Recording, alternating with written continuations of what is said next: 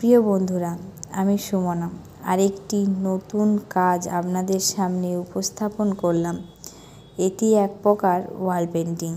শ্বশুরবাড়িতে শাশুড়ি মায়ের উৎসাহে নিজের বাড়ির দেওয়ালে জীবনে প্রথমবার ওয়াল পেন্টিংয়ের কাজ করলাম। নিজের দৈনন্দিন জীবনের কাজকর্ম থেকে নিবৃত্ত হবার পর অবসর সময়ে একটু একটু করে কাজটি সম্পূর্ণ করলাম। প্রথম যদিও আমার খুব ভয় করছিল কাজটি করতে, তবে পরে গিয়ে তা ঠিক হয়ে গিয়েছিল। সে যাই হোক, আপনাদের কাজটি কেমন লাগলো আপনারা অবশ্যই আমাকে জানাবেন।